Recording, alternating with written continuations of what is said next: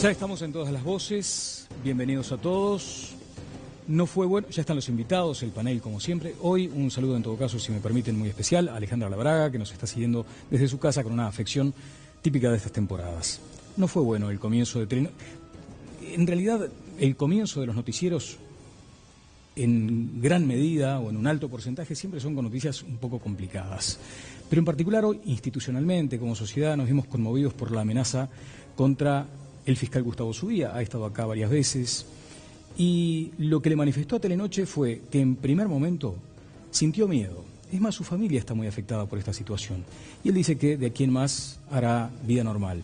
Claro, de pronto, con todo respeto fiscal, ni usted se lo cree. Es muy difícil que después que hay una amenaza de estas características, porque además estuvimos indagando, es una amenaza que debe ser considerada, debe ser seriamente considerada, es muy difícil transitar normal, naturalmente por la vida. De hecho, además hay algunos dispositivos. Estuve hablando con altas fuentes de la Fiscalía General de la Nación hace contados minutos y allí lo que hay es firmeza y tranquilidad. Firmeza y tranquilidad.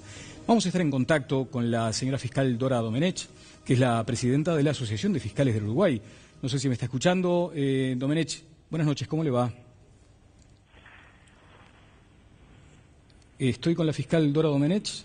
¿Está allí? Señora fiscal. No me escucha. Vamos a hablar más adelante de este tema. Lo cierto es que realmente nos conmocionó la noticia porque además se suma a otras amenazas. Hay un juez que también fue amenazado, lo están investigando, lo decía hace algunos minutos el presidente de la Suprema Corte de Justicia, estarán considerando el caso en estas horas, pero hay una altísima posibilidad de que otro juez haya sido amenazado en estas horas.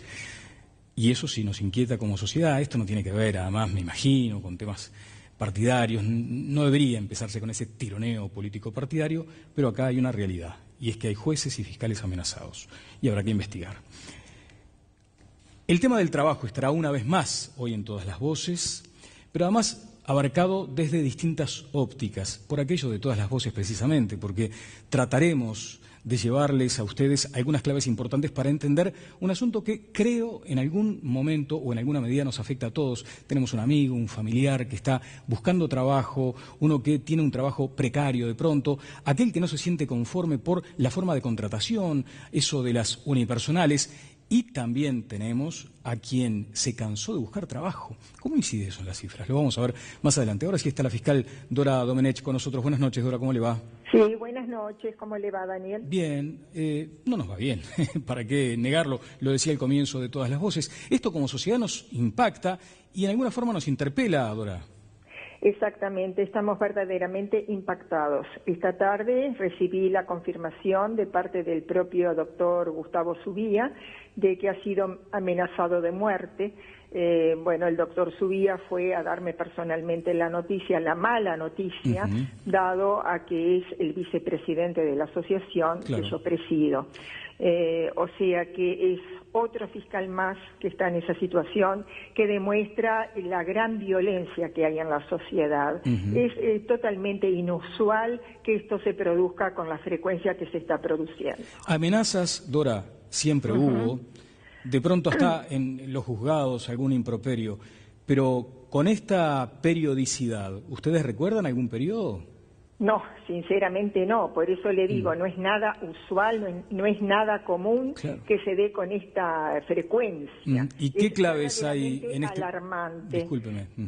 ¿Qué claves hay para comprender esta situación actual? Bueno, yo creo que esto está enclavado en una situación de suma violencia en la totalidad de la sociedad en diferentes aspectos. No se olvide de los delitos de género, de esos delitos tan horrendos que se han dado a conocer en los últimos tiempos. Yo creo que a eso tampoco la sociedad uruguaya está acostumbrada. O sea que creo que es en parte, producto de toda esta situación tan particular en la que, como he dicho en varias oportunidades, creo que lamentablemente la droga tiene su gran incidencia. La droga. Un consumo que antes no existía, ¿verdad? ¿Usted entiende que detrás de esto está el narco, por ejemplo, de estas amenazas? No sé exactamente de dónde provienen las amenazas, no he tenido ese detalle, pero me refiero a que el consumo de drogas en la sociedad, en esta sociedad y en todas las demás, en el mundo, ha incidido en el aumento de la violencia. No puede tener otra explicación. O sea, se traspasan fronteras que antes por lo menos estaban como más marcadas, más delimitadas. Exactamente. Esto se ha dado en otros países más grandes y paulatinamente ha llegado a nuestro país. Bien. Ahora, imagínense en este escenario poner en vigencia un código que va a determinar que los juicios sean orales y públicos. Creo que estamos en un momento muy inadecuado para implementar el nuevo código. A ver, doctora Domenech, ¿usted entiende, si la escuché bien, que esta discusión sobre la entrada en vigencia del nuevo código debería postergarse hasta tanto no estén determinadas todas las máximas garantías? ¿Es lo que me transmite? Exactamente. Eso le transmito, obviamente que me hago cargo de esos dichos, se lo estoy diciendo en forma absolutamente personal, a pesar de que soy además la presidenta de la Asociación de Fiscales. Nuestro sentir, en general, de la gente que me rodea, es que no sería adecuado que ese nuevo código, con la oralidad, con la exposición que eso significa, entrara en vigencia en un momento tan peculiar como el que se está viviendo. No se olvide de que es el segundo fiscal amenazado en la semana, prácticamente, en términos de pocos días. Sí, pero es amenazado durante la vigencia del código actual, digamos. Bueno, pero no se olvide de que al ser mayor la exposición con un código que nos expone a la oralidad, a la publicidad, a que todos tengan acceso a los juicios penales como público, la exposición va a ser mucho mayor. Yo me refiero a que si en este momento, aún con el viejo código, estamos en esta situación, imagínese lo que no podrá suceder cuando entre en vigencia el código nuevo. Lo que me está diciendo es muy importante. Ahora, en términos, no sé si corresponde el término, creo que sí, corporativos, ¿la asociación va a impulsar algún pronunciamiento en esta dirección? La asociación ya lo impulsó desde que mandó una carta en el mes de abril, haciéndole saber al señor fiscal de corte de todas las dudas que le merecía la entrada en vigencia del nuevo código. Obviamente que entre esas dudas nosotros entendimos que está el tema seguridad. Claro, pero a la luz de estos episodios ustedes van a poner mayor acento aún. Mire, no hemos, es decir, lo de Subía se confirmó hoy, o sea que no hemos tenido todavía oportunidad de hacer una reunión de directiva para tratar este punto en particular. Tenemos fijado una reunión para la semana próxima, donde seguramente va a ser uno de los puntos fundamentales del orden del día. Bien, estaremos a la espera entonces de ese pronunciamiento. Sí, decía, doctora. De cualquier manera, confiamos en que los legisladores tomen conciencia de esta situación y se inclinen por una prórroga que estimamos, o yo por lo menos estimo muy necesaria. Bueno, tengo dos legisladores en el piso, como decimos en la jerga televisiva, acá en el estudio, así que le voy a trasladar esa consulta. Doctora Dora Domenech, le agradezco muy especialmente por estas manifestaciones. Al contrario, gracias a usted por la oportunidad de expresarme. Que pase usted muy bien. Vamos al disparador del primer tema previsto para hoy. Trabajo en Uruguay. 1. Aumenta el desempleo. Un tema que el dato de hoy pega, duele. 2. Las mujeres lo sufren más. Según el Instituto Nacional de Estadística, dato marzo 2017. El 11,51% de las mujeres están desempleadas. 3. Crece la economía, pero se pierden puestos de trabajo. En el primer trimestre de 2017, la demanda laboral cayó un 6,1% con respecto al primer trimestre del año pasado, de acuerdo al volumen de vacantes anunciadas por las empresas en las fuentes relevadas por Advice. 4. Previsiones no son alentadoras. Carlos Pereira, el desempleo seguirá creciendo. 5. Y como ya hemos repasado, la tecnología nos amenaza. Los robots van a tener muchos de nuestros trabajos el próximo año. Bueno, muy buen informe de Roberto Hernández, estaremos debatiéndolo más adelante, pero queda pendiente lo que nos decía la fiscal Dora Domenech. ¿Qué tal, Luis Puig, diputado del Frente Amplio? ¿Cómo le va? Muy bien, muchas gracias por la invitación. Gracias a usted, diputado Pablo Iturralde, mucho gusto también en recibirlo. ¿Cómo le va? ¿Qué dice? Bien, ¿estuvieron escuchando? ¿Esto es grave lo que escuchó Puig o no? Es grave y de alguna manera refleja un estado de situación realmente complejo, preocupante. Hoy son las amenazas al fiscal Subía, pero hace pocos días atrás nos encontramos con la amenaza a 13 operadores de derechos humanos, abogados, a la ex fiscal de corte Mirta Guianci, actual integrante de la Institución Nacional de Derechos Humanos, activistas de Brasil, por ejemplo, a la doctora Lesa de la Universidad de Oxford, a Jair Kirkle, a una cantidad de luchadores de derechos humanos por un autodenominado Comando Barnés, que los amenaza de muerte. ¿Y qué les dice?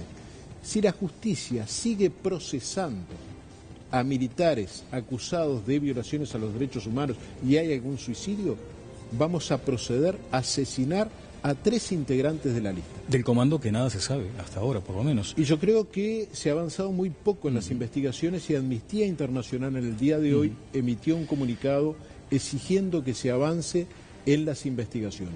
Y por supuesto, esta situación que sucede ahora y que viene sucediendo hace unos días también, es realmente preocupante. Ahora, Luis, usted escuchó a la doctora Domenech señalando, casi implorando la necesidad de que se postergue y aludió a los parlamentarios, por ejemplo. Bueno, hay una ley que está vigente de que en julio se pone en marcha el nuevo Código del El 16 de julio, a la vuelta del Exactamente. Entonces se está analizando esa situación.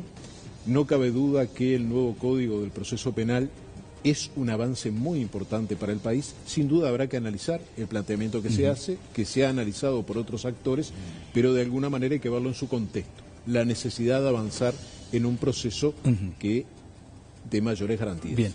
Doctor Iturralde, ¿sus comentarios sobre esto? A ver, lo de la denuncia del fiscal es lamentable. Ha habido incluso un par de muertes no del todo clarificadas y puedan tener alguna vinculación a toda esta temática. Hubo una amenaza a un destacado penalista en estos días también. Hay un clima raro. Lo de la postergación, que no tiene que ver quizás con la puesta en marcha del nuevo Código de Procedimiento Penal. Ahí cambian un poco las reglas, el fiscal adquiere un protagonismo más especial.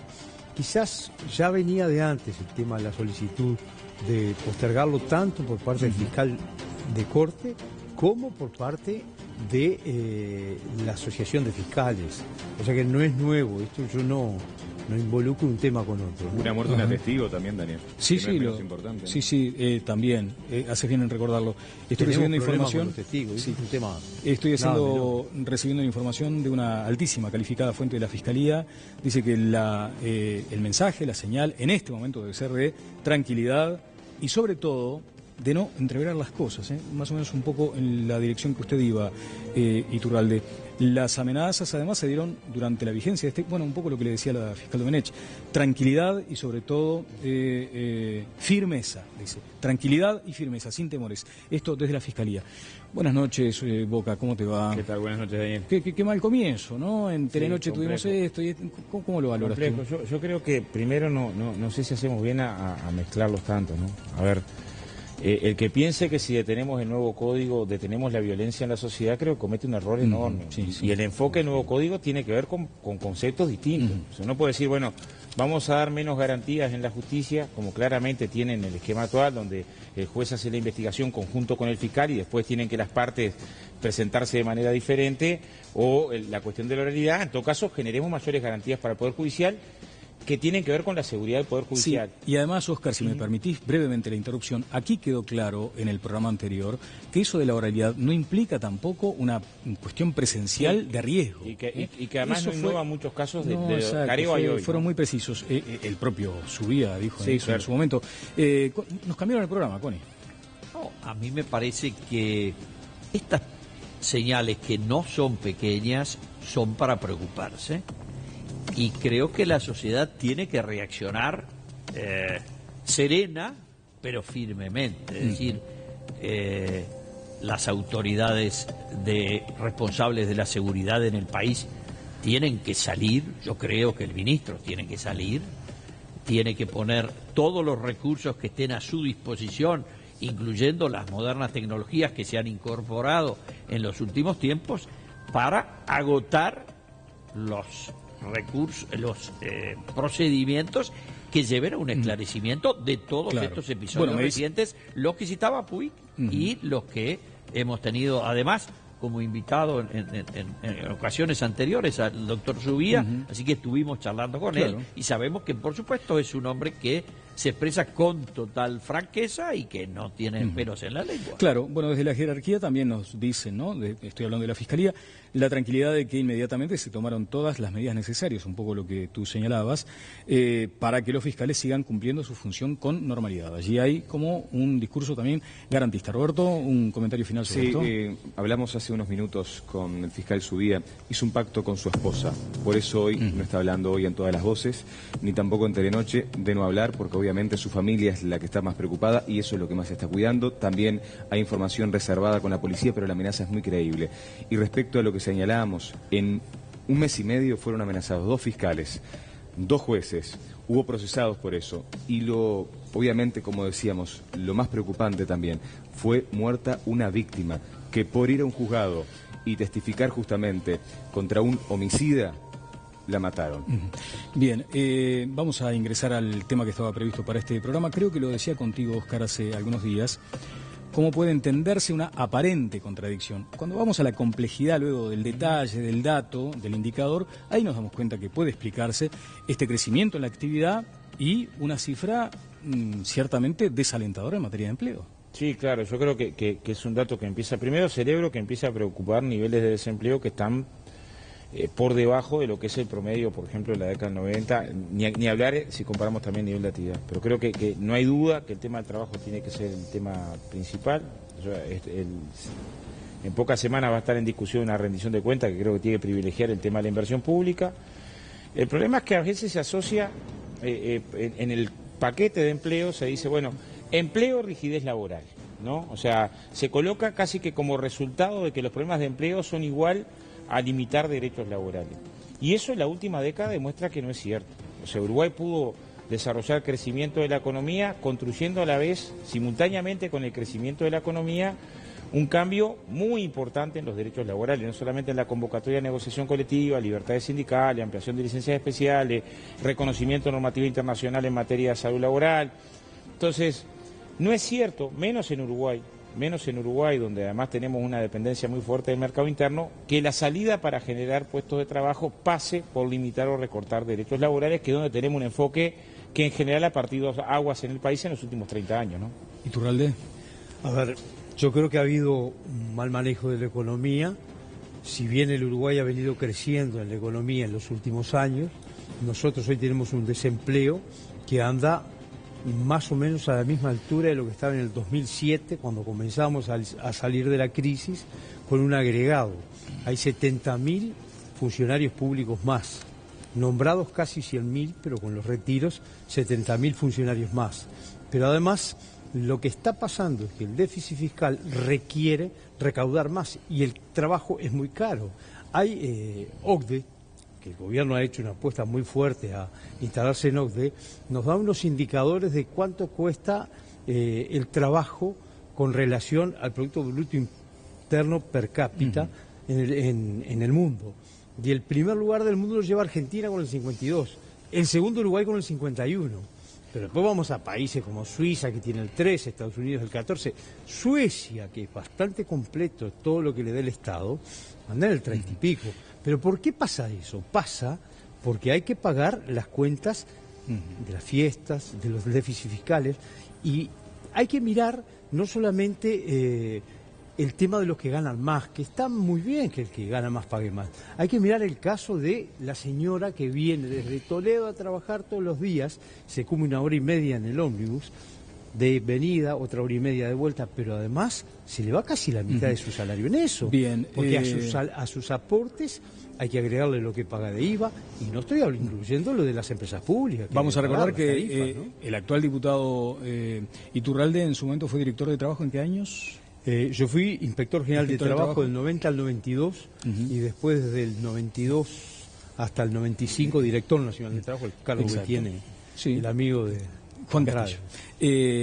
Y seguramente usted en ese momento, Luis, estaba trabajando y en una intensa actividad gremial. Yo en el periodo... ¿En el gas? En el gas, en el periodo... Tuvieron un par de choques fuertes, ¿no? Sí, seguramente. Canto, yo también.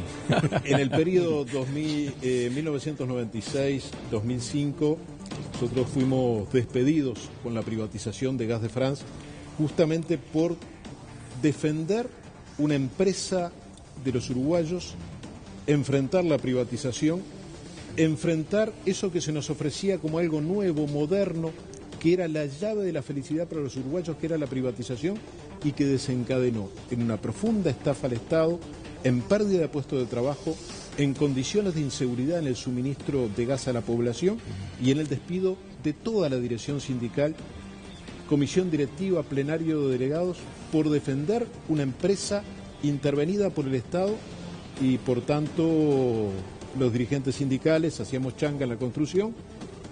Nos sirvió para estudiar en la UTU, para estudiar sanitaria, por ejemplo, para no ser desocupados crónicos, y al mismo tiempo militábamos. Y militábamos enfrentando las políticas de la década del 90 que generaron la exclusión de 1 millón de uruguayos.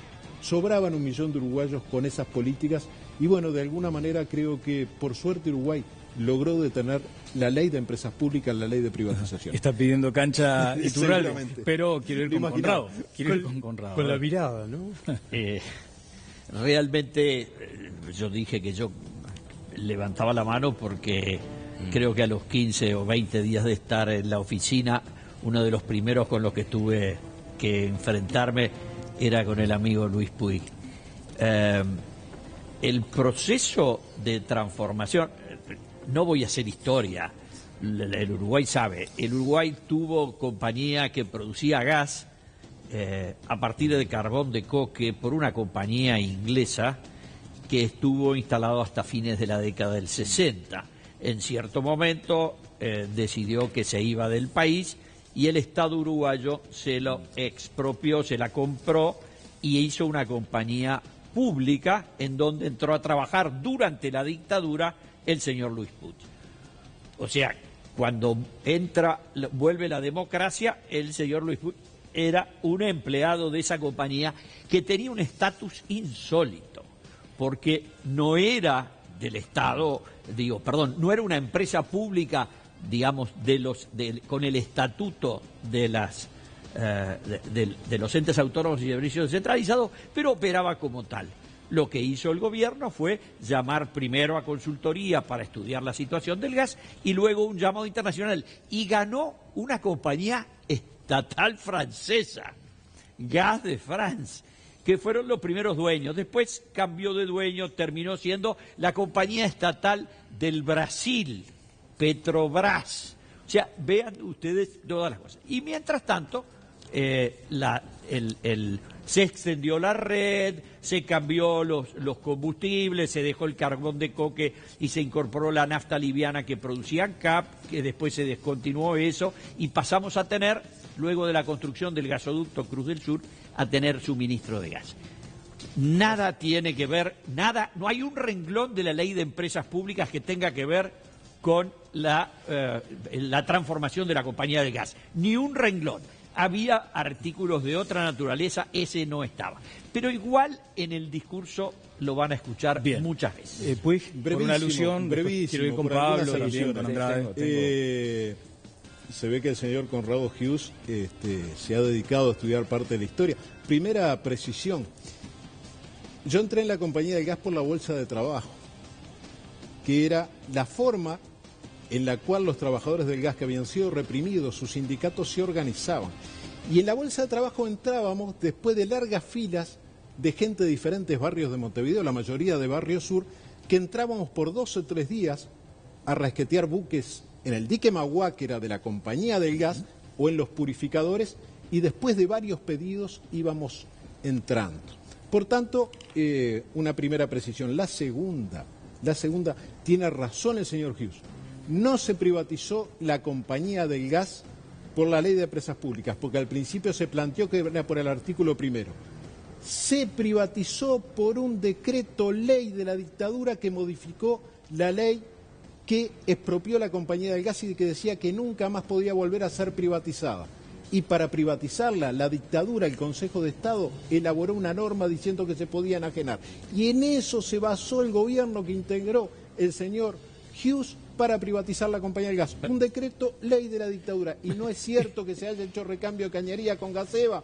Hughes, por favor. Pagamos el IVA de un decreto ley de la dictadura. No se hizo recambio de cañería, se perdía el 30% del gas en caños podridos de hierro fundido que el sindicato reclamaba cambiar y por eso nos echaron. Y recién en el 2008 se hicieron cañerías de polietileno. Bien. Y hoy la población tiene un suministro seguro de gas. Le pregunto tanto a Luis como a Connie, también a Pablo Iturralde y a Andrade, porque me parece que la gente en la casa debe estar pensando, bueno, pero ¿cómo llegamos a esto? ¿Qué tiene que ver esto con lo que está pasando hoy? ¿Sí?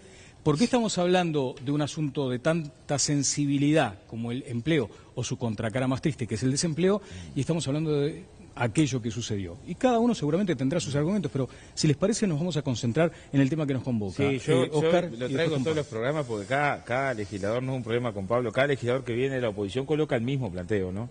Yo de vuelta lo pasé al grupo como 50 veces. El de los públicos, de la los Oficina Nacional de Registro Civil.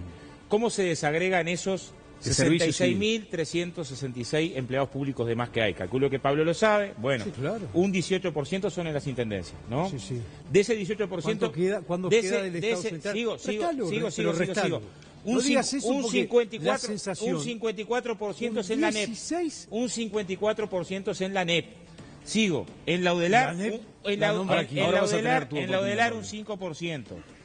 En Ministerio de Salud Pública y ACE, un 8%. Digo, ¿dónde creció el Estado? ¿Qué es lo que más tiene el Estado que lo que tenía en el 2004? Tiene más maestros, tiene más profesores, tiene más profesores en la UTU, tiene más profesores en la universidad, tiene más enfermeros y tiene más funcionarios municipales. Ahí se explica el crecimiento del Estado. El tema es, ¿dónde es que plantean cortar? Cuando empezamos esta discusión, cuando decía, bueno, hay muchos en la NEP, ¿están planteando echar maestros? O sea, la propuesta programática, ¿es echar maestros? ¿Es echar funcionarios de las escuelas? Es que el número de alumnos por clase que bajó en términos de tener casi 30 gurises por clase a 22, ¿vamos a volver a tener 30 gurises por clase? Yo estudié en el Liceo Progreso. Era un salón con 2 mamparas, 120 gurises dentro del liceo. Año 1987 empezó el liceo. Bueno, esa condición no queremos retornar. Entonces, pero siguen insistiendo en la carga todo el programa con respecto, como colocaste los 60.000 empleados públicos. Segundo elemento. Pero el desastre que han hecho en la enseñanza segundo lo elemento. han hecho pese a toda la gente. Por un apunte, Oscar, pero por un apunte sobre este primer tema. A ver, acá de lo que se trata es no esquivar el bulto. Han nombrado una torta de empleados públicos. Durante 10 o 15 años no ingresaron funcionarios públicos y lo han llenado de funcionarios. Descontalo de las intendencias. Mirá cuáles son de las intendencias del Frente Amplio. No, las que más crecieron. Tengo las que más crecieron también. Tengo las que más crecieron, te vas a sorprender. Llenamos de gente la Están educación. en el top 5, todas blancas. Yo pido... Adelante, te asisto en el uso de la palabra y después... No me quiero olvidar que en el negocio de la compañía del gas, que terminó siendo ruinoso para el país, se debe haber perdido más o menos el 5% de lo que se pierde ahora con la regasificadora, ¿no? Vamos a poner las cosas en sus términos, ¿no? Debe ser de 1/20 la proporción. Pero en el tema de la educación, que es caótica, que sobre todo es caótica para quienes no pueden pagar una educación privada, esa es la que dice el diputado Andrade, que está... llena de nuevos funcionarios. ¿Qué hacemos? ¿Qué hacemos? Esa pregunta. ¿Qué hacemos con el desempleo, Oscar? A ver, por favor, para ordenarnos. Una última cosita. El ministro de Trabajo le duele y le golpea el desempleo. Que le deje de doler y de golpear. Y que se ocupe de solucionar los problemas. Que se deje de vender Versol.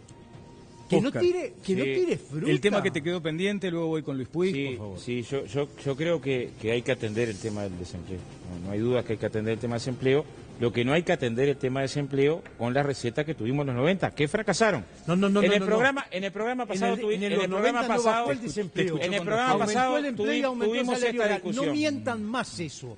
Año 1991, dato del INE, 8% de desempleo. 1992, 8,5%. 1993, Terminamos 8,9. Déjame terminar. 1994, 9%. 1996, 9,2. 1997, 10,3. 1998, 11,9%. Pero los 90, del de punta a punta.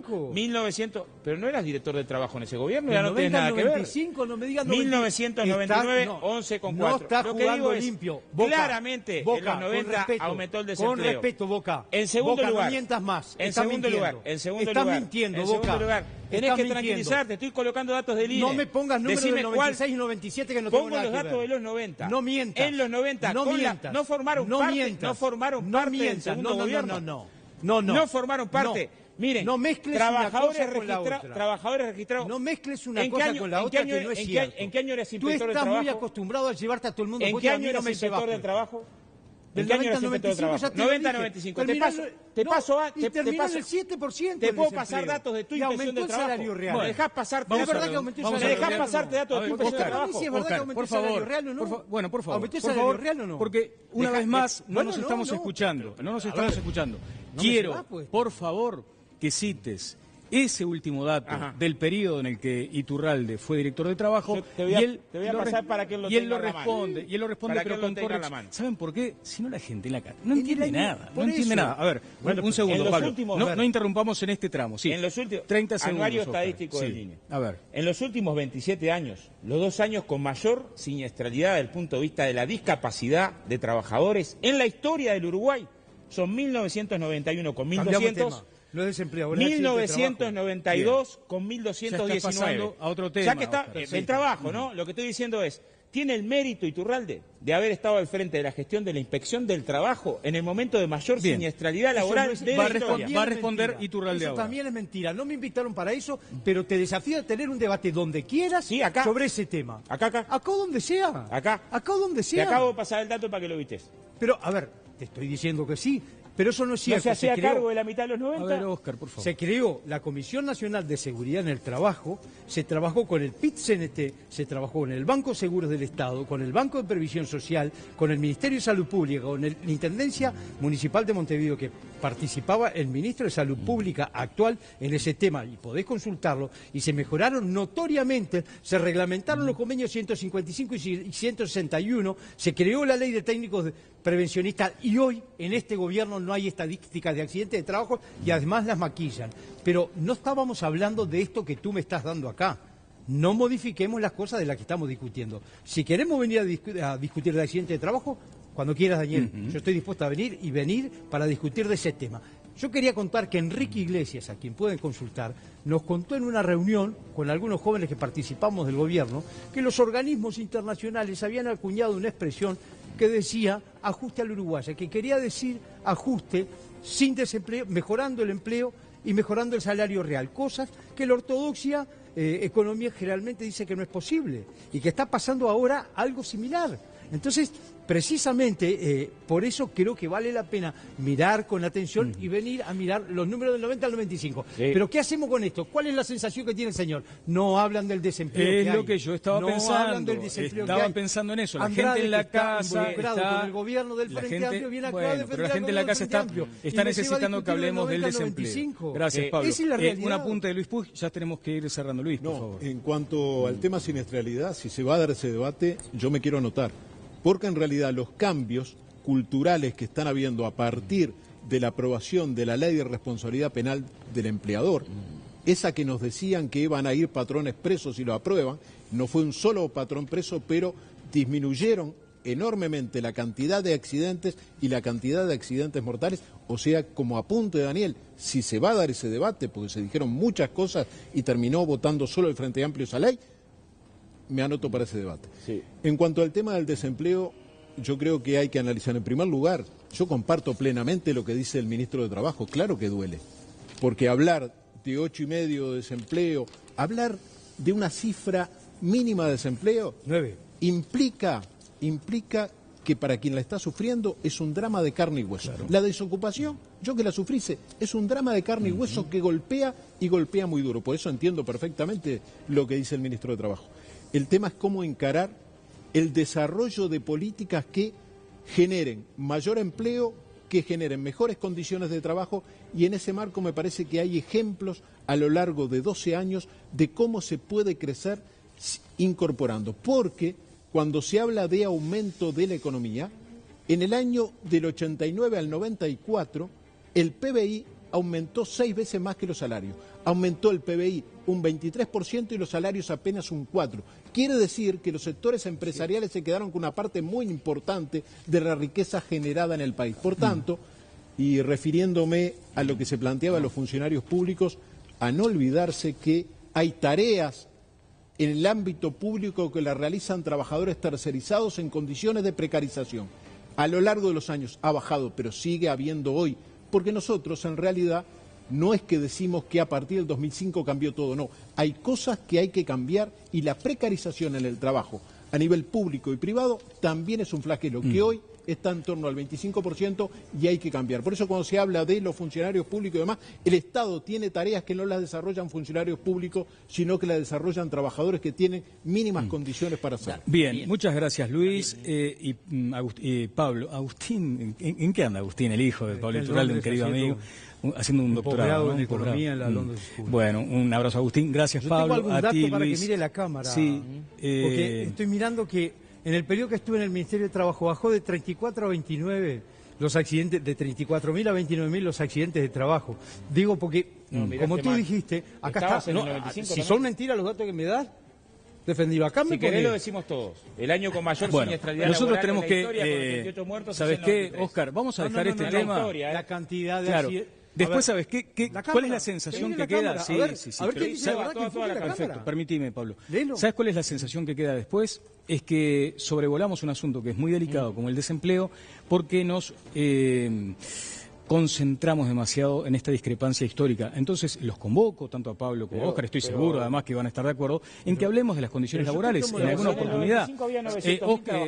Connie, estás pidiendo un minuto. Ya nos tenemos que ir de este tema, Connie. Ahora cambiamos los muertos, ahora cambiamos 1.400.000. Punto uno. Cambiamos los muertos, cambiamos a la cantidad que había en caja. Se le dijo en la campaña electoral al gobierno, y si concede con mano abierta aumentos injustificados en el marco de la situación económica de la región, el ajuste vendrá por el número. Es decir, si ajustan precio, entonces la gente va a optar por bajar el número. Dijeron que no ocurría porque ellos estaban encantados porque les había ido bien mientras tuvieron el extraordinario boom de las commodities. Ahora está ocurriendo y tienen que asumirlo. La otra cosa muy importante es, subieron 70.000 empleados públicos. 70.000 es el 4,5% de la población económicamente activa del Uruguay. Es decir, esos 70.000, dice la Constitución, que los funcionarios están al servicio de la nación y no de una fracción política. Eso es lo que está haciendo el gobierno. Y el artículo 57 dice que el 59 dice que la ley establece que el funcionario, sobre la base de que el funcionario existe para la función y no la función para el funcionario. Bueno, gracias, de lo contrario, Conrado. lo paga usted. Gracias, Conrado. Yo, si estoy desempleado en mi casa, digo, yo quiero que mañana consiga un laburo, ¿no? Hablando en términos bien vulgares. En fin, ojalá, me parece, acá hay una mirada política muy rica, además, y hay que decirlo también, hay que reivindicar. Acá tenemos a dos legisladores de la Nación con posturas antagónicas pero muy respetuosas, a un exdiputado y un calificado dirigente sindical en el panel, a un extraordinario analista y además ocupó cargos de gobierno como Connie. Esta es una discusión política que es muy bueno darla, por eso estamos en un país que se jacta de ser uno de los más fuertes institucionalmente en materia democrática. Pero ahora tengo la percepción de que vamos a tener otra mirada sobre el asunto, más técnica acaso, porque hay dos economistas que nos van a aportar claves y además quedan convocados Iturralde y Andrade para seguir hablando de las condiciones laborales. Vamos a este disparador que preparó para este segundo tramo Roberto Hernández.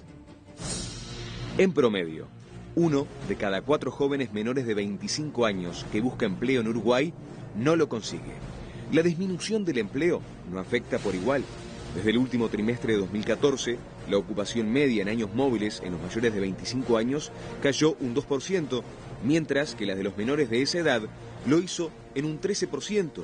según informe de especialistas publicado este lunes por el diario El País. El empleo juvenil se ubica actualmente en los mismos niveles que tenía en el año 2006, cuando la economía, en materia laboral, estaba comenzando a recuperarse tras la crisis de comienzos de siglo. Los jóvenes en Uruguay son el segmento de la población que mayor dificultad tienen para encontrar un empleo. Se trata de un fenómeno generalizado en la región y en buena parte del mundo. Pero Uruguay estaba en 2016 entre los 3 países de América Latina y el Caribe con mayor desempleo entre los jóvenes. Según el último dato del Instituto Nacional de Estadísticas, el desempleo de las personas de entre 14 y 24 años de edad es sustancialmente superior al del resto de los tramos considerados. Mientras entre los jóvenes la tasa específica de desempleo alcanza el 25,9%, entre los de 25 a 39 años se ubica en 7,4%, entre los 40 a 60 años de edad en 4%, y de 61 años y más en 2,4%.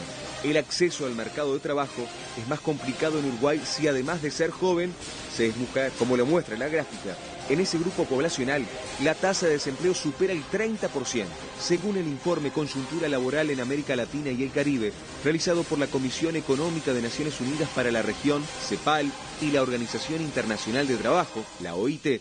Uruguay se encontraba tercero entre los 15 países de la región relevados en materia de desempleo juvenil. Durante el gobierno del Frente Amplio, siendo ministro de Trabajo Eduardo Brenta, la alta tasa de desempleo juvenil hizo que se impulsaran acciones y políticas activas de empleo para lograr resolver esta problemática. Se aprobó una ley que otorgó beneficios de distinto tipo, como subsidios y ventajas tributarias a las empresas para la contratación de jóvenes de entre 16 y 29 años. Sin embargo, esta herramienta ha sido muy poco utilizada por los empresarios, según indicaron fuentes del gobierno a todas las voces. Bien, y seguimos en el asunto. Están con nosotros los economistas Horacio Bafico, es columnista, consultor independiente. Economista, ¿qué tal? Buenas noches, ¿cómo le va? Buenas noches.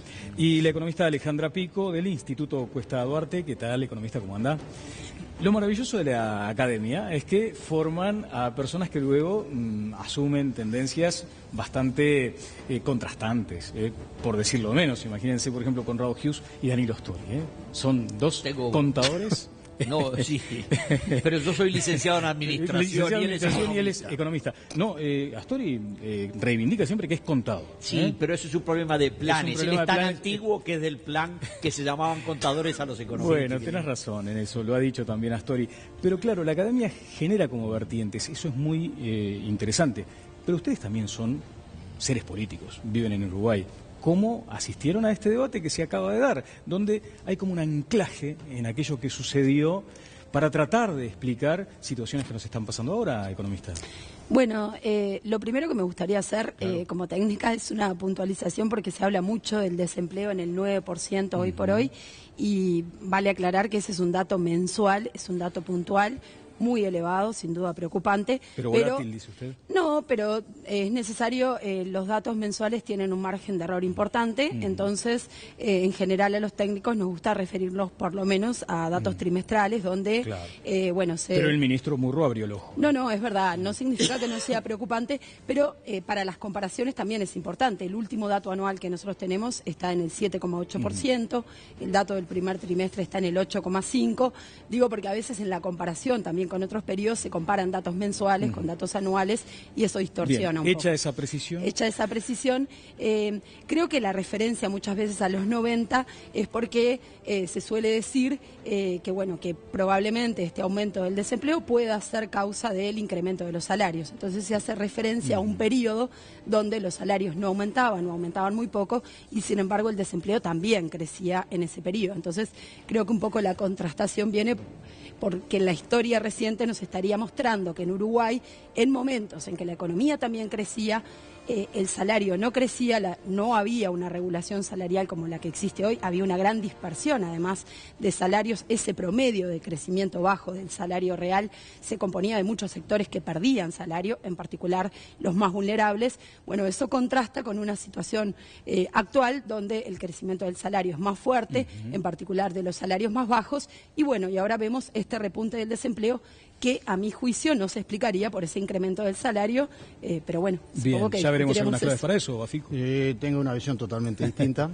Primero aclarar que, como ella bien dijo, el desempleo en datos anuales 7,8, el desempleo en datos trimestrales 8,5 y el desempleo mensual 9. La tendencia claramente creciente, o sea, eso es lo preocupante. El 9, 8,5 puede llegar a ser anecdótico. Lo verdaderamente cierto es que el desempleo está aumentando. Y desde mi óptica es que las condiciones que permitieron hasta hace unos 3 años que el salario real creciese acompañando un aumento del empleo, ya no se están dando.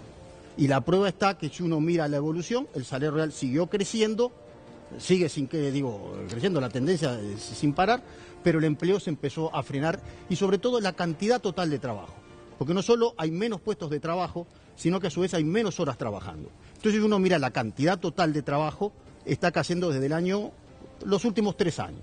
Entonces ahí se empieza a ver una divergencia entre las condiciones que hasta hace 3 años justificaban o permitían un aumento del salario real con crecimiento de empleo y hoy ya no se da. ¿Hay un ajuste por cantidad? Se está dando el ajuste por cantidad, exactamente. Bueno, sí, ¿me dejás algún dato más? A ver. Yo agregaría, porque en general no lo colocamos nunca en la situación de problemas de empleo a las personas con discapacidad. Tenemos 128.876 personas con discapacidad media, donde el desempleo es altísimo y la pobreza es de un 50%. Hay proyectos en el Parlamento para atender el tema de empleo a personas con situación de discapacidad. Yo traje acá una gráfica que muestra lo siguiente, ¿no? El primer cuadro es el crecimiento del producto, el segundo el crecimiento de la masa salarial. El primer periodo que colocamos acá es 1972-1981. Creció un 44,64 el producto, la masa salarial descendió un 24%. Segundo periodo, 89-98. Demuestra también que el crecimiento del producto de un 40,94% es mucho más que la masa salarial, que creció un 25%. Periodo de la crisis, 1998-2003, cae mucho más el salario, un 29,3% que lo que cayó el producto. Y en el último periodo, en el periodo 2004-2014, crece un 70% el producto y crece más que el producto de la masa salarial. Lo que estoy diciendo es que no siempre acompaña el desempeño del producto al desempeño de la masa salarial. Hay un montón de variables que juegan. Y la lógica de la reducción de salario como generadora de empleo en un país donde más del 70% de los puestos de trabajo dependen del mercado interno, o sea, la lógica de achicar los salarios para generar trabajo, seguramente esa decisión termina afectando puestos de trabajo que tienen que ver con la reducción salarial, pero siempre lo tenemos arriba de la mesa. Cada vez que hay una dificultad se desempolva la receta. Yo escuchaba a Pereira, he escuchado a las cámaras empresariales de decir, bueno, el gran problema de todos los males es el salario.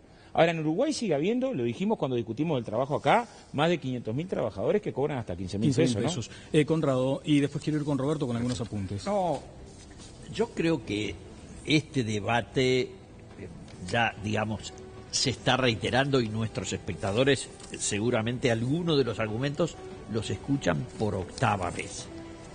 Lo que es lógico que uno se plantee es, primero, ¿cuáles son las condiciones de trabajo en el Uruguay para encarar o tener una perspectiva de futuro de crecimiento en el nuevo mundo que viene? De eso hablaremos, pero no hemos tenido ninguna referencia. En segundo lugar, el aumento del poder sindical que que es notorio en los últimos años, ha determinado que muchas empresas toman la decisión de decir, mire, yo antes tenía para trabajar acá a X cantidad de personas. Unos factores, la fuerza bruta se sustituye hoy con maquinaria mucho más eficiente. Otro factor es no complicarme la vida con los amigos de Andrade. En consecuencia, se incorpora tecnología más allá de lo razonable,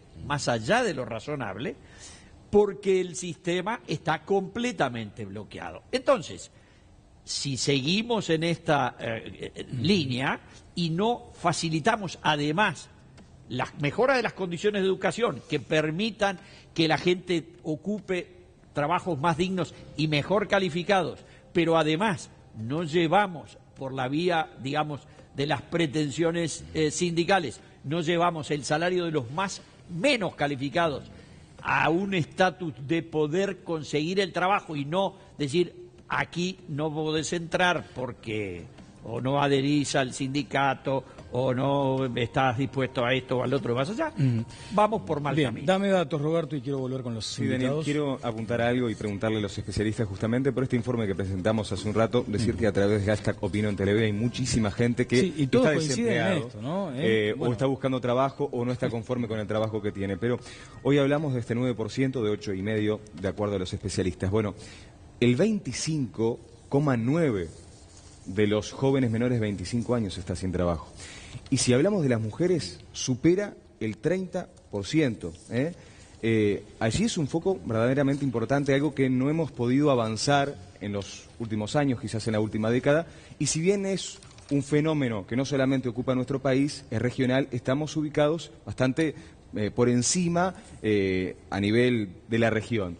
¿Cómo apuntamos? ¿Hay que modificar también la educación para que esto se modifique?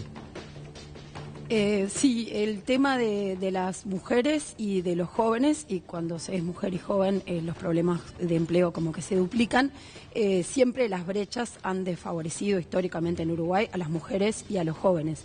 En los últimos años, todas las mejoras que se han dado en el mercado de trabajo han hecho que las brechas entre hombres y mujeres se hayan acortado, pero sin embargo la de los jóvenes se han agravado. El desempleo de los jóvenes tiende a ser entre 4 veces mayor que el de los mayores de 25 años, y eso es un problema. Hace un tiempo se promovió una ley, se votó una ley de empleo juvenil.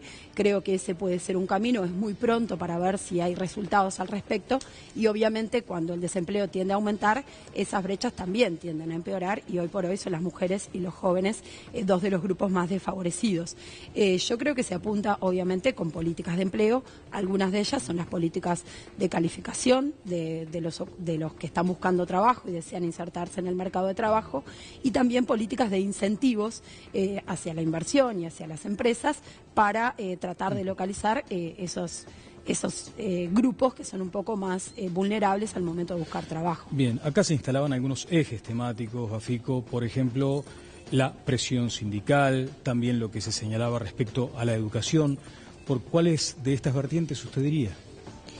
A ver, todo eso está incidiendo en el desempleo. Yo quisiera hacer un par de precisiones para que quede más clara la situación de lo que dijo Andrade, mostrando las masas salariales y el producto. Es verdad, en los últimos, desde la salida de la crisis hasta ahora, creció mucho más la masa salarial que el producto, pero lo importante es centrarnos ahora en la coyuntura de los últimos 3 años.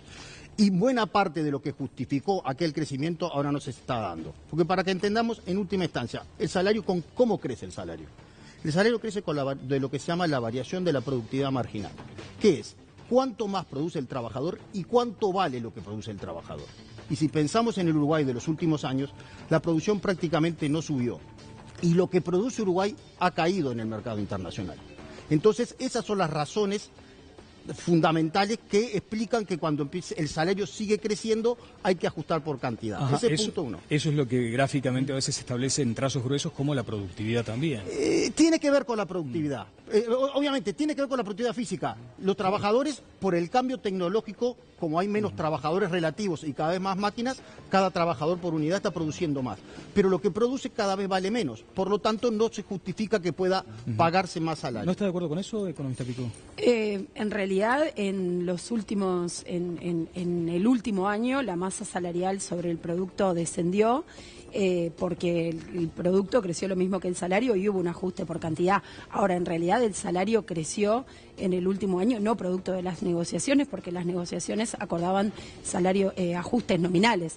En realidad, los trabajadores estamos en contra de esos lineamientos porque justamente no sabíamos cómo nos iba a ir en términos de salario real. El salario creció solamente porque la inflación bajó. Podría haber sido otra la historia si la inflación no hubiera bajado y los acuerdos salariales hubieran llegado a... Ese es otro tema, claro, que está complicando porque... bueno, a resultados muy diferentes. O sea, decía Bafico. No, yo decía, digo, en parte lo que se dice es verdad, digo, también hay que recordar que hubo un cambio en las pautas y de los ajustes tradicionales de inflación pasada más un algo, las últimas pautas son aumentos nominales a futuro. El tema es que aquellos aumentos cuando se fijaron el año pasado era con un determinado horizonte de inflación que por política monetaria ahora está más bajo y eso también está incidiendo en el mercado laboral, porque está resultando en un crecimiento del salario real que no se está acorde supongamos que la inflación termine, como es el último dato, de 5,6. El ajuste que venga ahora en junio para los menores de 15.000, que son 500.000 personas, va a andar en torno del 9%. Un ajuste del 9% con una inflación del 5,5% es un crecimiento del salario real muy bienvenido para el que lo va a recibir. Pero es insostenible para las empresas. Si crecen con la economía, van a crecer a la mitad con suerte. Oscar. Yo, a ver, de vuelta, nosotros tuvimos política. Ahí hay un concepto. Nadie dice que no tengamos que discutir la productividad. El tema es cuál es el concepto de productividad. El concepto de productividad a la baja, mirando el salario en base a costos y pensando que un país del tamaño de Uruguay puede competir en base a escala, es un fracaso. Y de hecho se aplicó porque ¿qué hacemos hacia adelante? Cuando decimos comparamos décadas, estamos comparando políticas que se aplicó, las que decía Connie, las que defiende Connie con fervor. El salario mínimo nacional del 90 al 99 bajó en términos reales a la mitad, o sea, cayó la mitad del salario mínimo nacional. Y el resultado es que arrancamos con un 8% de desempleo, más o menos lo que estamos ahora, y terminamos en el 99 con un 11,4% de desempleo. O sea, el ajuste, la lógica del ajuste no resolvió ni de cerca el problema del empleo. Por más que esta estadística que sale del INE no le gusta a Iturralde. Segundo concepto, el tema es pensar la productividad sistémica. Esto es un concepto a la alta productividad. En medio de un cambio tecnológico no vamos a competir por la cantidad de lo que producimos, sino por la calidad de lo que producimos. A la calidad de lo que producimos, los amigos de Connie, el lunes, una empresa citrícola importante, terminan de pagar la cosecha del año pasado. Ahí están las pretensiones sindicales. Mañana vamos a atender trabajadores del arroz que están reclamando agua potable. Las grandes pretensiones sindicales que a Connie le molestan tanto y que no se da cuenta, parece en el país que estamos viviendo. Conrado. Yo quería aportar un poco porque uno dice, ¿qué se puede hacer por la gente que pierde su trabajo, termina en el sistema de seguro de desempleo que cubre la ley nacional, que es más o menos una pequeña porción, no es la totalidad de los desocupados por múltiples razones? Bueno, el país tiene una ley que rige desde el 1 de enero de 1993, que fue la 16.320, que en su artículo 325 creó el Fondo de Reconversión Laboral, con aportes de los trabajadores y de los patrones, tiene más de 100 millones de dólares, y con cargo al Fondo de Reconversión Laboral, los beneficiarios que estén en el seguro de desempleo podrán hacer actividades de formación para la recapacitación profesional, beneficio extraordinario para el que se recapacite, y sigue, una serie de actividades. Tuvo a cargo de esto un conocido economista experto en temas laborales durante el gobierno del Frente Amplio, Juan Manuel Rodríguez. Eso es una ley que creó el gobierno del Frente. No es así. Eso es una ley del año 93, de un gobierno que denostan con tranquilidad, pero que no pueden demostrar que realmente la gente pasó mal. Eso es parte de la mitología, pero los hechos son los hechos. Cuando yo digo que no defiendo elevar el salario mínimo, lo expliqué y creo que la gente lo entiende. Les dije, ustedes supongan que yo soy el más generoso de los dirigentes gubernamentales y decido que el salario mínimo nacional a partir de mañana es de 50.000 pesos. Automáticamente la tasa de desocupación se cuadruplica en el acto, porque no se puede hacer eso.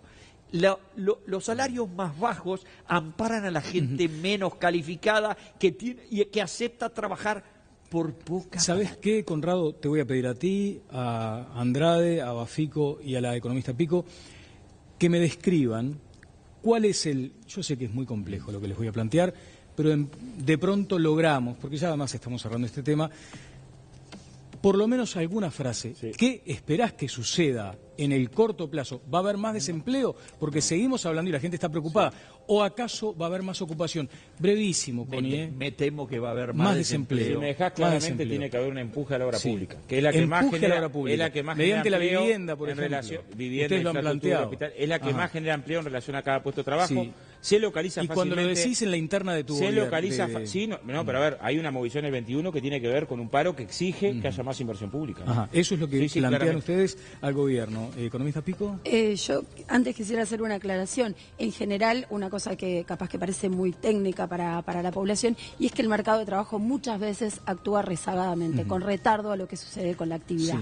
Y capaz que estos retrocesos que estamos viendo en el mercado de trabajo también son respuesta a lo que sucedió en 2015, que la economía se enlenteció mucho, y a que el crecimiento del año 2016 fue en sectores que no son los más empleadores. Sin embargo, las proyecciones de los analistas económicos, la mayoría de los analistas consultados por el Banco Central, consultoras privadas que asesoran a las empresas, son públicos quienes son, esperan que este año ese deterioro que ha tenido el mercado de trabajo se enlentezca y como que estemos llegando a una meseta y empecemos a mejorar. Sí, como índices de confianza, esas serían un las tanto, proyecciones. Índices de confianza un poquito más alentadores. Alentadores, sí. ¿Economista Bafico? Bien, o sea, se espera que se enlentezca. Acá hay en juego algo que no sabemos, de alguna manera nos tiene en vilo, es si sale al final o no sale UPM. Obviamente eso sería en el corto plazo un shock de trabajo por toda la infraestructura previa, y eso sería muy impactante. Claro, eso dura un par de años, que será la construcción, es importante. A mí me preocupa más la tendencia de largo plazo. Y más allá de que pueda haber algún ajuste de precios relativos, Uruguay tiene problemas con la mano de obra. Se ha encarecido mucho y es un dato, yo creo que también es relevante de los problemas que tiene el país. Si miramos lo que exportamos, que tanto se habla de la primarización, por algo es, Uruguay no está exportando trabajo. Uruguay en lo que exporta recursos naturales o exporta bienes con contenido tecnológico importante, con bienes de capital. Pero el trabajo, no, por el costo, por la productividad, entonces pensando a mediano y largo plazo hay que hacer un esfuerzo muy fuerte en la productividad. ¿Qué pasa? Por capacitación, por actualización, por mejores incentivos más coherentes. Y que los salarios empiecen a seguir a la tendencia de la economía. Nadie está hablando de bajar salarios.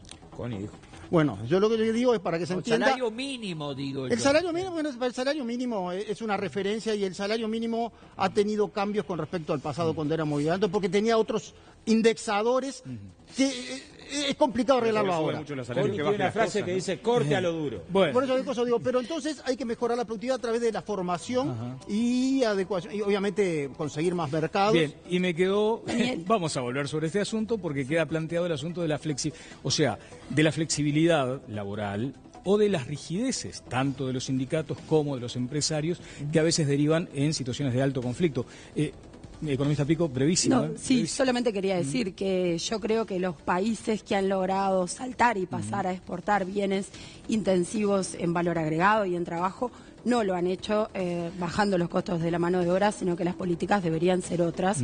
Debería ser, creo que son políticas, sí, que en los últimos años no se han adoptado, pero creo que deberían ser otras. Promover ciertos sectores, generar incentivos hacia esos sectores y no bajando el costo de la mano de obra, porque creo que ningún país tampoco quiere ser exportador de trabajo con salarios extremadamente bajos. Bueno, ¿no? se quedó Iturralde escuchando todo. Sí. Estaba por ahí el señor diputado Iturralde. Claro, cuando uno menciona estas cuestiones del empleo y del desempleo, lo que les decía Roberto Hernández, las redes son ocupadas por personas que están con ese grado de angustia muy fuerte, porque es como le decía el diputado Luis Puig, cada uno de quienes están desempleados siente como un drama personal y eso además se extiende a su familia. Hubo una enorme expectativa con la eventual instalación de Aratirí. En aquel momento se mencionó, bueno, va a ser una explotación a cielo abierto, van a sacar hierro y van a generar mucho empleo. Allí estaba la disyuntiva. Hubo familias de vecinos, de amigos de toda la vida que se pelearon, porque unos decían que no vengan y otros decían, no, que vengan, así tenemos laburo. Eso generó conflictos en zonas rurales donde se conocían de toda la vida y quedaron enemistados. Vean ustedes lo que va a pasar. Mañana miércoles se remata judicialmente algo así como 3.000 y algo de hectáreas de Aratirí por deudas con los acreedores. Es la información que ha trascendido.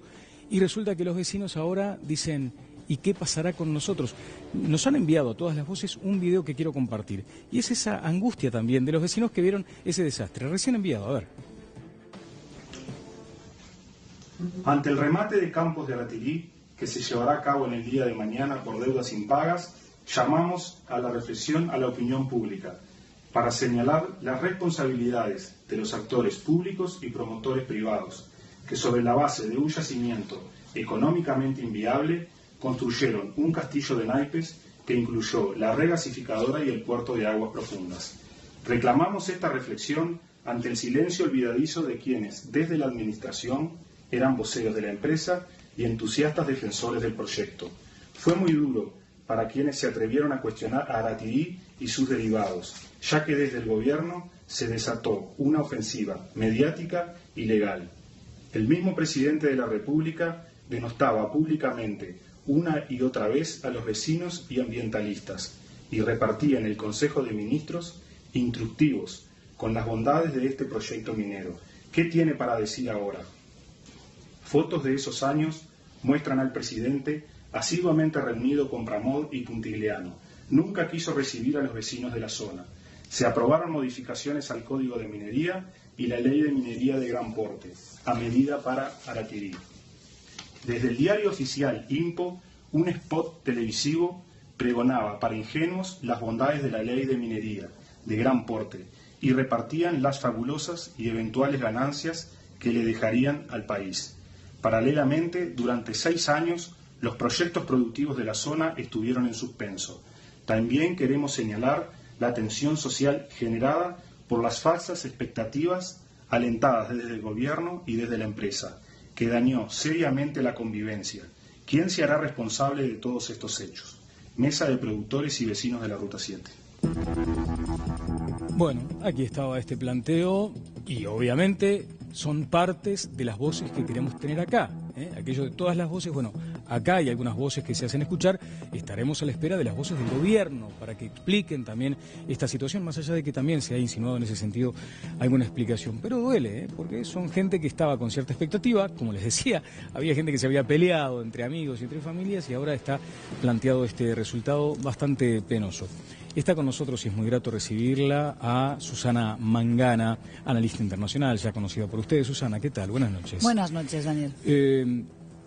Esto es la riqueza del vivo, Susana. Estamos en un programa en vivo, muy fuerte, muy potente. De hecho, comenzamos con la fiscal Dora Domenech anunciando que una vez más van a plantear la necesidad de que se postergue el nuevo Código del Proceso Penal. También ahora los vecinos de Valentines enviándonos hace un ratito este video. Eso nos va acotando en los tiempos, pero hay un asunto de alta sensibilidad también en el plano internacional. Y lo describiría con una primera afirmación. Ahora Qatar. Sí. ¿Por qué? Qatar, y yo diría que todos los hermanos de los que integran el Consejo de Cooperación del Golfo, es un nuevo foco de inestabilidad en una región siempre convulsa como sigue siendo Oriente Medio, y realmente podemos también dar por finiquitado el panarabismo árabe. Es bastante lamentable la situación porque lo que se ha escenificado en el día de ayer con esta ruptura de relaciones diplomáticas, políticas, pero también comerciales entre Arabia Saudí, Emiratos Árabes Unidos y también Egipto a la cabeza de una coalición de pocos, pero unos 6 países que quieren castigar, que han tomado represalias muy duras contra un emirato chiquito como sigue siendo Qatar, su hermano menor, simplemente yo diría que porque quiere escapar a la tutela del Reino de Arabia Saudí. Habrá que ver si es verdad todo de lo que se le acusa. Claro. Fíjate lo que te voy a plantear en un tema tan complejo, tan duro, ¿no? Lo del Mundial.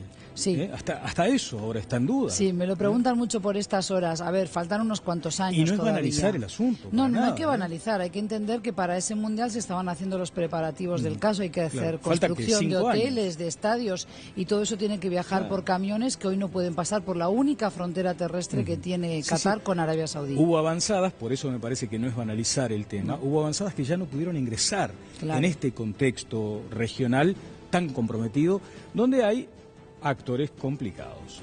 Digo, si se me permite, con todo respeto, complicados en términos estratégicos y políticos. Está Turquía, está Irán, ¿cómo juegan ahí? Bien, Turquía e Irán lo que han hecho a través de sus cancilleres es expresar la necesidad de que todos los países vuelvan a la negociación, de que hay que apaciguar los ánimos y de que es mucho mejor para todos, pero también para sus intereses, el que Qatar vuelva a ser, digamos, que esté en buena sintonía con sus hermanos grandes, con Emiratos Árabes Unidos pero sobre todo, insisto, con Arabia Saudí. Vamos a ver qué pasa, porque Irán también ha anunciado que en caso de que sea necesario enviará convoys con alimentos para Qatar, porque fíjate que entre el 40 y el 65% de los alimentos que se consumen en el Emirato de Qatar provienen de esa única frontera terrestre hoy cerrada a cal y canto para los más de 700 camiones que la cruzan a diario entre Arabia Saudí y Qatar. Sí. Un poco lo que veníamos mencionando, ¿no? La dificultad de comunicación vía terrestre, aún las comunicaciones como las conocemos nosotros. ¿Has estado en contacto? No sí. Con cierta dificultad, o sea, no sin cierta dificultad, con gente que está allí en Qatar. Sí, hay gente que está en Qatar, he estado en contacto con cataríes, que evidentemente están muy dolidos con la medida, también con algunos amigos ciudadanos uruguayos que residen allí. Por ahora la situación todavía está tranquila, ha cundido un poquito el pánico a nivel de supermercados. Por ejemplo, los alimentos con mayor contenido proteínico y de bajo precio prácticamente ya no quedan. La gente ha concurrido a proveerse, ¿verdad?, porque tienen miedo de que haya escasez de algunos alimentos. Yo sinceramente espero y deseo que esta crisis no dure mucho, porque evidentemente Qatar se está aislando ahora por mar, tierra, aire, y eso no puede resistirse mucho tiempo, un país pequeño como es Qatar. Pero lo que me parece que es muy peligroso es que esta apuesta que ha redoblado ahora Arabia Saudí tras la visita de Trump a Riad, me parece que nos demuestra que hace tiempo que se venía pergeñando este plan de tomar represalias en contra de Qatar, acusándolo de financiar a grupos terroristas, a pesar de que hay diferencias entre unos y otros, pero que evidentemente lo que se busca es castigar a aquellos países que no se dejan tutelar por Arabia Saudí. ¿Me permites una pausa en este análisis, Susana? Porque mencionas a Trump y se le eriza la piel a Oscar. Sí, yo creo que dos cosas ahí. No sé si solo Trump, ¿no? Yo creo que atrás de Trump el complejo bélico-militar y una estrategia geopolítica que después nos enteraremos con el tiempo cuáles fueron los móviles que estaban atrás para ofensivas de este tipo. Totalmente, ¿no? Insospechados. En general, con un espantapájaro que hoy es el terrorismo, ¿no? El terrorismo sirve para un lavado y para un fregado. Una segunda acotación muy breve. Nosotros hicimos una campaña referida a Qatar que tiene que ver con que cuando culminen las obras para los estadios va a haber 4.000 muertos. Claro. Mueren todos los días 2 o 3 trabajadores deshidratados de Nepal y de la India trabajando deshidratados, con 50 grados de temperatura, trabajando sin agua, en estadios que van a estar refrigerados. Tiene un sistema de refrigeración increíble para cuando se jueguen los partidos del Mundial. Digo porque mucha de esta salvajada nos pasa desapercibido. Hay un comentario del arquitecto que estaba al frente que decía: a mí me importa que estén los estadios, nada más, en medio de la demanda internacional. Repíteme esa cifra, por favor. Van más de 2.000 muertos ahora, 4.000 cuando terminen los estadios. No son cataríes, Qatar es un país muy rico, con el PBI por cápita de los más altos del mundo. Más de 145.000 dólares. Ahora un poquito menos. Lo que digo es, todos inmigrantes en condiciones bestiales. Nosotros hicimos una campaña acá en el estadio cuando despedimos a la selección del Mundial. Fuimos más de 500 compañeros a repartir tarjeta roja al trabajo esclavo. La gente no entendía nada porque decía, ¿qué tienen que ver ustedes con...? Pero es de drama, ¿no? Porque se mueren deshidratados, digo, en una construyendo los estadios más lujosos que va a conocer la humanidad. Lo que nos dan las bondades de este sistema de desarrollo que defiende tanto mi contertulio. No, yo no defiendo para nada ninguno de los desarrollos de los países monocultores, para nada, absolutamente. Yo defiendo los sistemas de economía libre con libertades ciudadanas e instituciones estables y justicia independiente. Nada que ver con el régimen catarí ni con el de Arabia Saudita. O Roberto. Quiero aprovechar la experiencia del analista internacional para preguntarle por esta situación de Corea del Norte. Ahora se habla de la posibilidad de un ataque inminente a Corea del Sur, donde se está jugando el Mundial por una acción de Trump. ¿Hasta dónde realmente tenemos que preocuparnos por este conflicto bélico que está allí, ¿no? Como en cualquier momento explota? Está latente, pero yo creo que evidentemente China también está muy atenta al desarrollo de los eventos en Corea del Norte. Hay otros países muy preocupados, también Japón, por ejemplo, por lo que es la actitud beligerante, siempre belicosa, del régimen norcoreano. Ahora bien, yo creo que hoy la preocupación de Trump pasa justamente por otros lugares. Digamos, quizás en el plano del discurso se mantiene Corea del Norte, pero yo creo que su primer viaje a Oriente Medio nos demuestra dónde están hoy todos los caballos apostando, ¿no? ¿Dónde están todos dirigidos? Qué interesante. ¿Dónde queda demostrado eso, Susana? Porque hemos apelado, creo que en algún momento contigo, en alguna entrevista, apelábamos a aquella imagen bastante fácil de ser interpretada de los vecinos. Antes, hasta no hace muchos años, Y el mundo decía, hoy tengo un vecino complicadísimo de este lado y otro durísimo de este. Bueno, yo estoy aquí en el medio, pero más o menos los conozco. Era aquello de la bipolaridad. ¿Cuántos polos hay hoy? Sí, hoy se habla de la, digamos, de la multipolaridad, ¿no? O de que no hay un hegemón como había antes y que hay muchos países que están peleando por tener su hegemonía en su región. Irán es uno de ellos, Corea del Norte es otro, pero también lo es China, lo es India, Rusia, por supuesto, también, a pesar de su economía, que no está pasando por el mejor momento.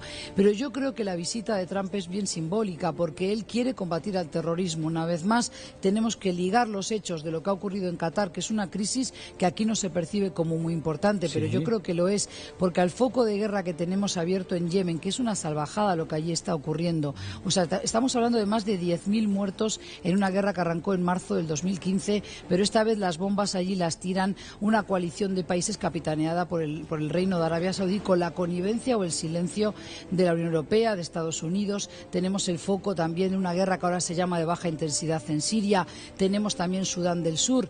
Entonces, la visita de Trump a Arabia Saudí, de alguna manera dando luz verde a este plan de tomar represalias en contra de Qatar para hacerlo volver al redil bajo la tutela de Arabia Saudí, nos demuestra que ahí está el interés de combatir al terrorismo, no de hablar de democracia, como fue el caso con Obama, por ejemplo, por más que quizás algunos consideren que haya fracasado en ese intento, pero también la visita histórica, por otra parte, a Israel, es decir, a los dos grandes socios que sigue teniendo la Casa Blanca, tanto con demócratas como republicanos en Oriente Medio, que son Arabia Saudí e Israel. Bien, hace no mucho tiempo estuviste aquí. Es tal la gravedad de la situación planteada hoy en Qatar que por eso estás hoy una vez más, porque entendimos eso, que era una situación grave. Ahora, desde que estuviste la vez anterior a hoy, han ocurrido una vez más atentados terribles y que han sensibilizado particularmente a Occidente. Y sabes que viene la pregunta con rintintín, porque está Occidente analizando estas cuestiones, está con pánico sobre estas cuestiones, pero también hay una parte que parece que no se ve. Bien, hay una suerte de psicosis generalizada hoy en Europa porque evidentemente hay razones para estar preocupados, pero también tenemos que lamentar los atentados de la semana pasada en Egipto, los que siguen ocurriendo, por ejemplo, en Irak a diario con cientos de muertos. Yo entiendo que nos duelen más aquellos que nos parecen cercanos y evidentemente los terroristas están consiguiendo parte de sus objetivos al lograr instalar el miedo en la gente, tanto en Italia como en Francia, como ahora en el Reino Unido. Desde que tú estuviste aquí, estuvo lo de Londres y lo de Melbourne, por ejemplo. Y también, por ejemplo, hubo otro ataque en Notre Dame, en Francia. ¿no? Exactamente. No se sabe muy bien qué Yo lo que sucedió. creo, Daniel, que hay que decirle a la audiencia alto y claro, que vamos a tener que reajustar, reacomodar el cuerpo y comprender que hay que aceptar la realidad. ¿Cómo se reajusta el cuerpo? O sea, realmente me imagino que estás hablando de países también, combatir ¿no? esta modalidad que vemos ahora del atropello, de gente que sale con un arma blanca a hacer daño al primero que encuentra, no hay Estado en el mundo capaz de prevenir eso y de poder proteger a cada uno de sus ciudadanos. Tampoco tenemos que cambiar nuestro estilo de vida.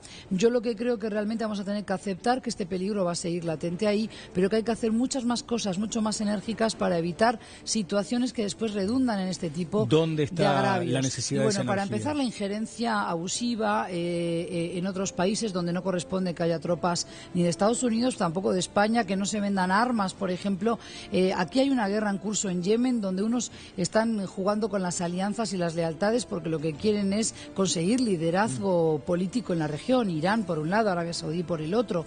Pero también tenemos que, por ejemplo, denunciar la actitud hipócrita de muchos políticos, no solo los de Estados Unidos, que cuando les conviene apoyan, por ejemplo, a generales golpistas o a militares que después son presidentes, ¿verdad?, de estos países. Y yo lo que creo es que realmente lo que se teme hoy por parte de los países que están, por ejemplo, aislando a Qatar es el empuje que tiene todavía la cofradía de los hermanos musulmanes y que lo que no quieren oír hablar es de democratización, de procesos de liberalización política, porque lo que allí peligra son las autocracias y las dictaduras llamadas blandas en la prensa occidental, pero dictaduras al fin para nuestros conceptos occidentales que persisten en estos países. Muchas gracias, Susana, por estos minutos.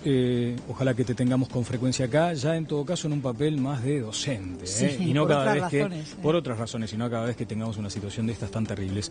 Honrado, como siempre, notable, ya nos tenemos que ir. Yo quería preguntarle una cosa. Sí. He leído unas notas sobre unos profesores norteamericanos atribuyendo a la pelea Arabia Saudita a Qatar a, digamos, la supuesta traición del actual jeque Sí.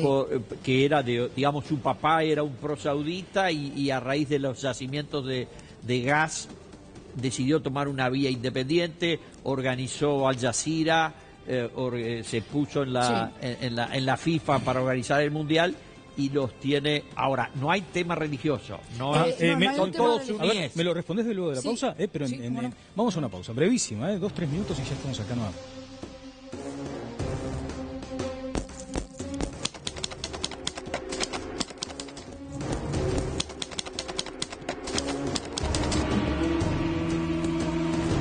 Estamos ya en el cierre de todas las voces. Dejaba a Conrado Hughes una pregunta a Susana, si la podemos responder breve. Sí, en realidad el Sheikh Tamim hace muy poquito que ascendió al trono porque abdicó su padre y también su padre, que fue realmente el promotor junto con toda la Casa Real Catarí de esa cadena de televisión muy famosa que ha sido muy exitosa, Al Jazeera, porque ha logrado cambiar y revolucionar la mente realmente de los ciudadanos árabes. Hablamos de más de 120 millones de televidentes en voz árabe que ahora tienen un canal que sienten como propio. Y yo creo que es ahí donde radica el resentimiento de la monarquía saudí, porque entiende que ese canal ha sido muchas veces el vocero de grupos que obviamente tienen otra visión política y sobre todo que atacan al reino y la ortodoxia que se practica en el reino de Arabia Saudí. Gracias, Susana. Qué interesante. Te vamos a tener pronto por acá. Sabes que hay un asunto que a veces se pregunta a la gente y no tenemos tiempo para nada. Ya estamos pasadísimos. Pero ¿por qué parece que en Europa ahora se han cebado, si se me permite, los terroristas, y a Estados Unidos casi que no se lo toca? Bueno, yo pero apuntaría... brevísimo, a cuenta del próximo programa, si quieres, o más adelante. 3 razones muy rápidamente. Primero, hay una masa crítica de musulmanes radicados en Europa mucho mayor. Hablamos de 19 millones de musulmanes residiendo en Europa frente a los 7 millones máximo que tiene musulmanes en Estados Unidos post 11 de septiembre. Por otra parte, también hay mucho resabio por lo que fue el efecto de los procesos de colonización y descolonización de Francia y Gran Bretaña, las excolonias, ¿verdad?, con esos ciudadanos allí en Europa.